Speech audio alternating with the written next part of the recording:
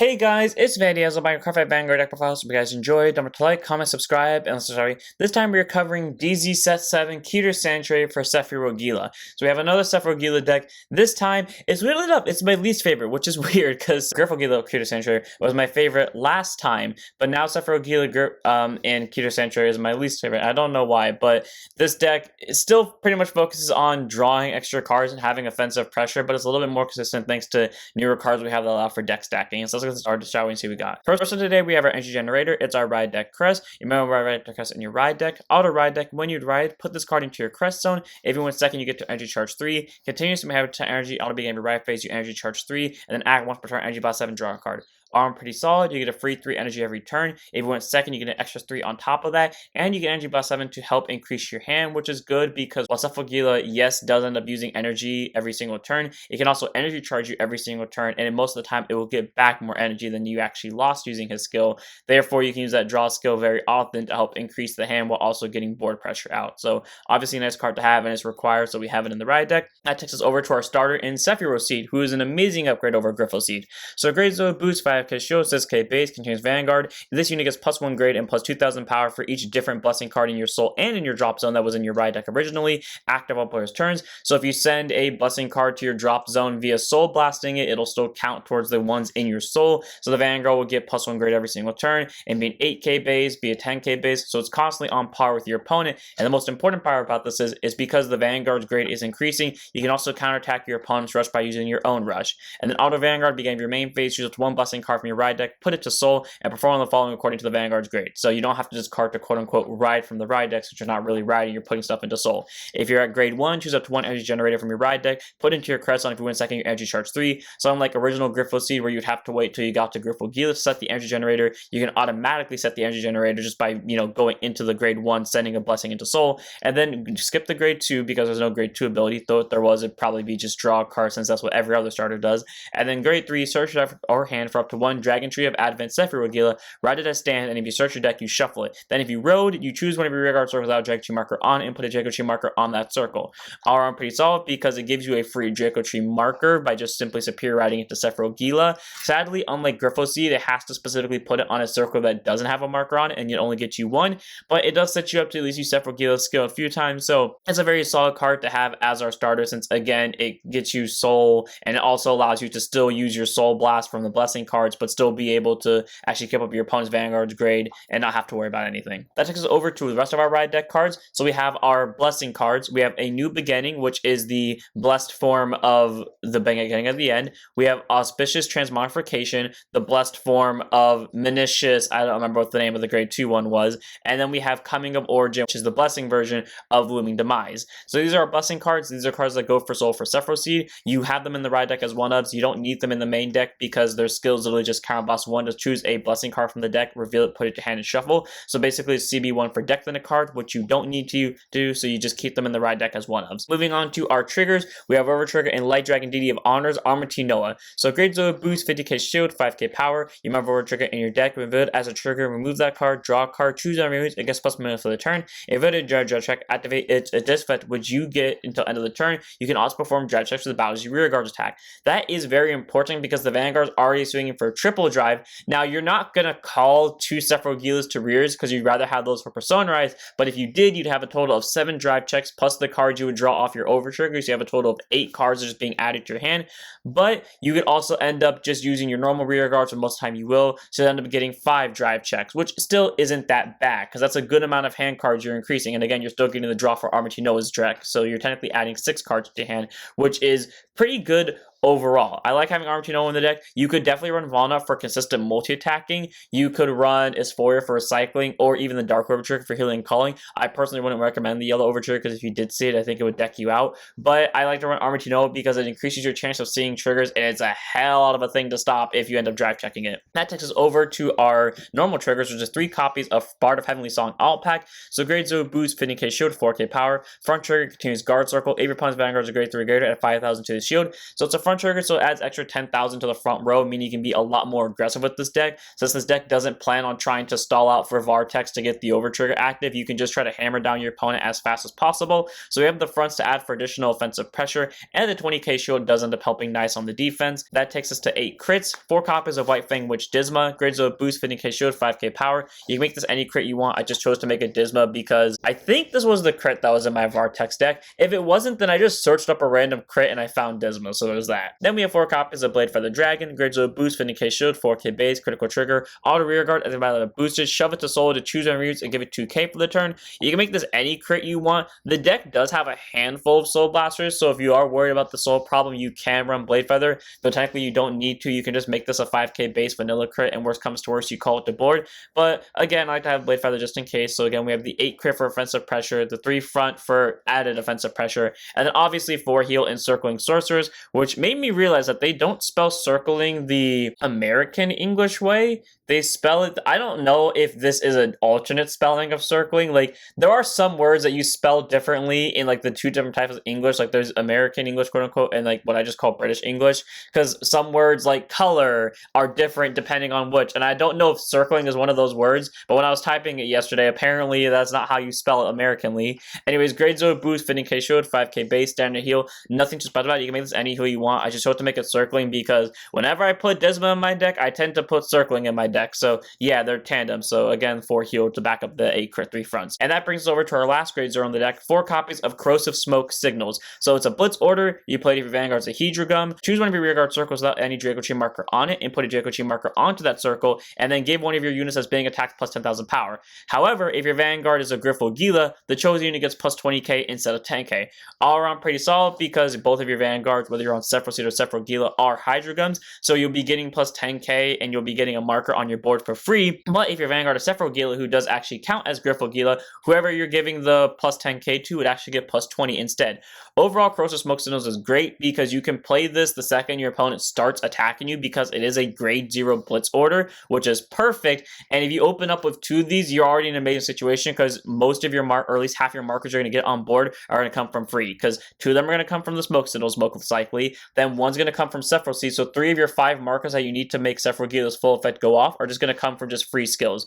So 4 copies of Corrosive Smoke Signals, really great for getting defensive power and really great for just making markers for free. That takes us over to 4 copies of Dragon Tree Offshoot Digui, grade 1 boost, 5k shield, 8k base. I don't know why. I really love like his 2 weapons here. They're not necessarily size, but like they're small swords and I just love it. Anyways, auto placed on rear guard circle other than during the battle phase. It can be placed by any means, so you can just normal call it from hand, or you can just superior call it via Sephirogila skill. If your Vanguard's a grade 3 grade of Soul Rhyron or Sephirogila, Soul Boss want to check the top 7 for either up to 1 Soul Rhyron card or Mask of Hedra Gum, discard it and then shuffle the deck, and then you can look at the top card of your deck and put it to top or bottom.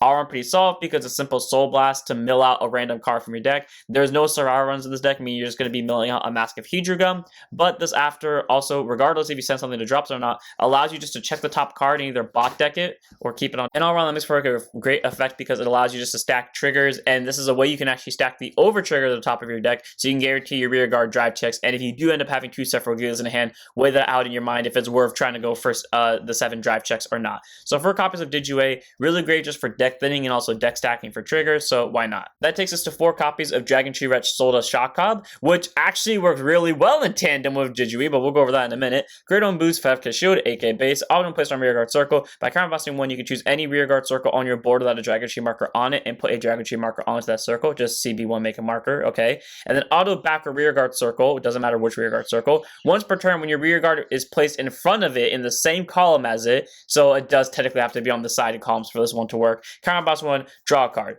Cool. It allows you to increase your hand by just using a CB1. This deck can get a little bit CB heavy, so you might not want to use that skill, but if you have extra CB laying around, you can afford to use it. And the best part is, like I said earlier, how it works in combo with Digui. You call this first. If you want to make a marker, go ahead. Then you call Digui, check top 7, send something to drop zone or don't, doesn't matter. Then you stack the top card. If that top card's a unit, instead of sending it to the bottom like you would normally do that to try to increase your trigger chance, you keep it on top instead to use Solda Shock Cob to draw a card, and that way you can now just call that unit straight to board. On around Solda Soul Cob a lot. It makes you a marker, and it's just a simple CB1 to draw a card to help increase your hand, which again can combo really well in a card that deck thins for triggers. So 4 copies, it's nice to have in the deck, and it's the reason why I actually like the original version of like Vartex and specifically Keter Sanctuary. I don't know why I like Soul to Soul Cob so much. This is my favorite of the Dragon Tree wrenches. That takes us to 4 copies of our PG in Paladinium Zeo Dragon. Great on boost, 0 souls. K base contains Sentinels. You have 4 Sentinels in deck and also put on Guard Circle. Choose on units. It cannot be hit in a battle. If your hand has 2 more cards in it, choose a card from your hand and discard it. Standard PG, nothing to special about it. Basically, that means if this one one of the cards in your hand placed on Guard Circle, you don't have to discard one's great because that means to be as aggressive as you want in the early game. Spam the ever-living hell out of everything in your deck,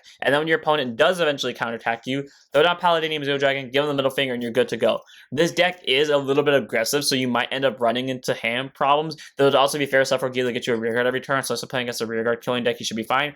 But if you do end up running in the situation where you got to throw down a bunch of cards, throw down Paladinium Zeo Dragon, and you'll be good to go for defensives. You could run Aegis Mire Dragon, or you could run Teflon as well instead of Paladinium Zeo Dragon because they have the exact same effect as it. I choose to make it Paladinium Zeo Dragon though because it came out close to the time of OG Sephirogil's release, and since this deck is technically an upgraded / alternate version of Sephirogila, I just chose to put Paladinium Zeo Dragon as the PG for this one as well. That takes us over to our grade 2s. Run 3 copies of Knight of Demolition Mardu. Grade 2 intercept 5k shield, 10k base. Auto rearguard when his attack hits a vanguard. Choose an opponent's rearguard, bot deck it. Cool. Typically what I do is if I see any crits in my drive checks, I just shove it on to my other rearguards so that they have to block that attack. And then Mardu comes in, they take the attack, and they lose a rearguard out of it. It's great. You know, it's a free bot deck of a rearguard. Yes, it has to hit, but it's at least either forcing out a card from their hand or they're losing something in the process. And, you know, his power is constantly being increased by the amount of Dragon Tree markers on your board. And since you're probably putting the extra ones from Sephirogila's skill on the front row, Mardu is most likely going to be your target and is most likely going to be the thing that wins you the game or at least keeps you in the game because it's constantly putting pressure on your opponent to either guard or lose something in the process. So 3 copies of Mardu. It's nice for pressure and it's fine to have it at 3 because Seph can disappear call from the top 5. That takes us to 4 copies of Dragon Tree Wretch Gila Daisach. Grade 2 intercept 5k shield, 10k base. You see where this one makes sense because he's a knight. This is just an angel, which is fine, but it's like a demonized angel, and you feel like this does not feel like it fits here. It feels like this should be in Dark States, and it doesn't feel like it should be a Keter Sanctuary unit. I could even make an argument this is a Branket unit. It does not feel like a Keter Sanctuary unit in any way, shape, or form. Well, this actually does feel like a Keter Sanctuary unit, and I don't know why.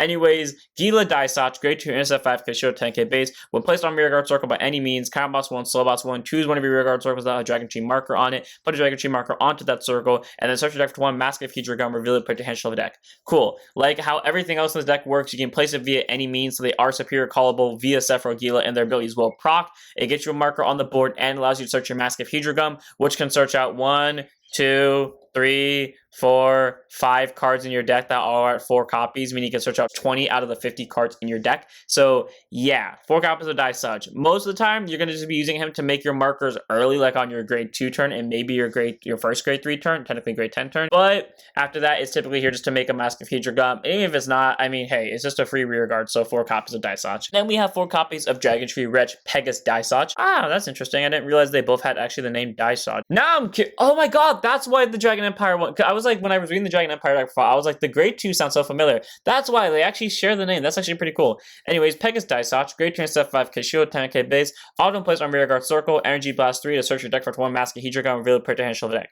So it essentially gets you a Mask of Hedra Gum for 3 energy, and the only other card in the deck that uses energy outside of itself that isn't the energy generator is Sephirogila, who again gets you technically somewhere between 2 at the bare minimum and 5 at the maximum. Most likely 5 consistently, if not probably 4. But being able to pretty much get you the cost to actually use both those skills in a turn. So yeah, pretty simple to just get a Mask of the hand. And then act rearguard, Counter Boss 1 and bind itself to choose any one of your rearguard circles that have a marker on it, put a Dragon Tree marker on that circle, then check the top 7, choose up to 1 Mask card or Sephirogila card from one of them, reveal it, put it to hand shelf of the deck. So either search your deck for a Mask of Hedra Gum or a Sephirogila technically and add it to your hand. But if there's only 1 or less cards with this card's name in your bind zone when you use this ability, you can check your entire deck instead of just the top 7. All around, that's pretty great because this ability can proc regardless of what grade either player is at. So if you just want to call down Pegasus Daisach, Energy Blast 3, search your deck for a Mask, and then immediately Counter Blast to bind it, to search your deck for a Persona Ride for later, and then shuffle your deck to deck out 2 cards and get a marker, you can.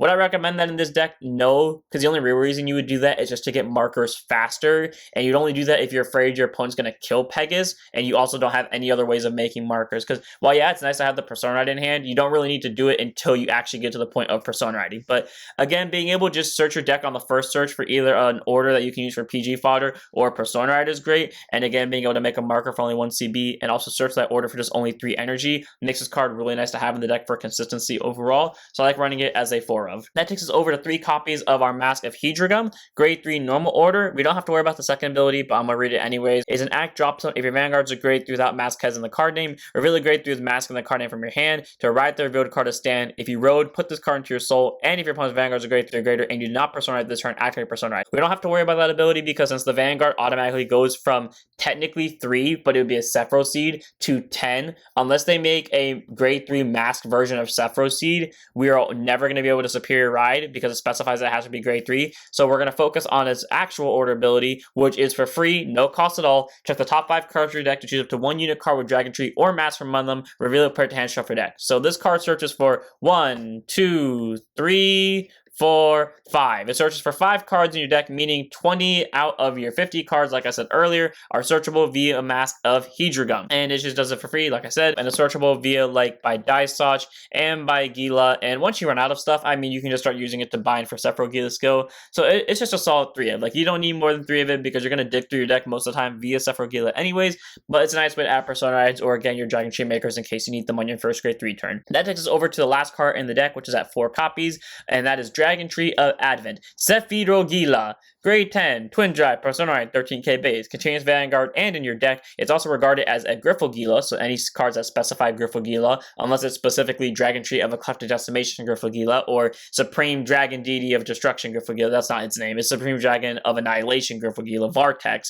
Unless it specifies them fully by name, as long as they just say Griffogila, he'll still proc for them. If it's on Vanguard Circle, you can only ride cards with Sephirogila in the card names. So you unfortunately cannot go to OG Griffogila for extra crit, and you cannot go to Vartex to try to shoot out the over, but I like it that way because it allows Sephirogila a chance to shine instead of just being a stepping stone for Vartex, which most people don't like, which I understand why, but personally I feel like it's better that way, both for gameplay reasons and just for like how the deck works in general. Then on to its other 2 skills. The first one is Act Vanguard once per turn. Energy Blast 3, you get that every single turn thanks to your generator. Choose one of your rearguard circles and put a Dragon Tree marker on that circle, and then you check the top 5, just 1 unit card from among them called to rearguard shuffle the deck. Regardless if the circle has a marker on it or not, you get a marker, and then you get to call something from the top 5 cards of the deck. Preferably, you get one of these 3. But worst comes to worst, you flip over, I don't know, Disma, you call Disma. You want to know why? Because even though you're calling a trigger, you still have a good chance of seeing a trigger because you are getting triple drive most likely, and on top of that, you're getting a 5k booster with a 38k Vanguard. That doesn't sound like it makes the difference, but I tell you what, every single instance of a magic number hitting, even if it's just barely increasing it, does make the difference, because maybe later on, it forces your opponent to PG, or if they have to hard guard it, if they've had to hard guard every other attack this game, it's going to make it a little bit harder, because every single time that 5k was there, that's technically 5k more shield that was added to the overall guard, so that does make the difference. So if you have to call a trigger, don't be afraid to do that. I did that in my first match with Stoic Cat, and it actually won me the game by doing that. So yeah, I would recommend if the situation comes down to it, don't be afraid to do it. And then its other skill is Act Vanguard once per turn by binding a Dragon Tree card or a Mask of Hedrogum from your hand or drop zone for each rearguard circle with a Dragon Tree marker on it. So not for every Dragon Tree marker on your rearguard circle. So say for example, if you had 6 markers and all your circles would fill, you'd only get 5 energy. You wouldn't be able to get 6 because again, it's for every rearguard circle, not for every marker on said rearguard circle. So for every rearguard circle with a Dragon Tree marker on it, energy charge 1. So again, if you have 5, you energy charge 5. It'll get plus 5k for each one. So again, if you have the 5 circles, it'll get plus 25. It won't get plus 5 for every single individual marker. It'll only get it for the ones on the circles. Plus 25 overall, making itself a 38k with the extra 5 energy charge, which you can then use for your energy blast 7 to draw a card. And then if your rear guards have 5 or more Dragon Tree markers on them, this unit gets plus 1 drive for the turn. All pretty solid. Again, those are counting individual rear guard circles, not one circle that would just have 5 Dragon Tree markers on it. But it's very easy to get triple drive. The best part is none of its abilities require the opponent to be at grade 3, meaning while your opponent's at a grade 2 10k base Vanguard, you can be swinging with a 38k unboosted Vanguard with triple drive that gave you an extra 5 energy that you probably have a full board with, that you also got to draw on top of, that you may even stack your top card of the deck to either be a crit or an over with Digui. All around, Sephirogila, really great. It gets you a rear guard for a cost that you get literally every turn this end generator. It gets you a marker on top of that. It gets you 5 free energy consistently. The only time you're not getting that is if you brick hard and you don't see any of your marker makers, and even then you're still getting one off Sephiro Seed and one off Sephirogila itself, so you're getting at least 2. He'll be plus 23 at the bare minimum, most likely 25. And again, he'll have triple drive. So 4 of Sephirogila, it's just great to have, and his overall offensive pressure is amazing. And our last card is technically it's on the main deck, which is our Draco Tree marker. During your turn for Vanguard, Draco Tree, or Mask, all your units on this circle get 5,000 power. It does stack, so if you have 2 on the same circle, the unit on that circle gets plus 10. If you have 3, it's plus 15, etc., etc. If you're wondering if you can use the OG markers, you can. I just choose to use these markers because it fits the reborn theme of Sephirogila. But again, you could use either of the 2 markers because the exact same effect. It's just different artwork. And without further ado, that's it for this one. Hope all of you enjoyed. Honestly, this deck is, like I said, it's not my favorite. It's still really fun to play because, again, you have like the on-hit pressure of Mardu, followed by just a bunch of marker making and deck stacking with Digui. But again, I do have a more preferred deck for Sephirogila, which weirdly enough will actually be our next Sephirogila deck because it allows you to get quad drive. Is that a spoiler alert? Who knows? Either way though, I'll see you all in the next one. Don't forget to like, comment, subscribe, and join us on Twitch, and don't forget to set up your Vanguards.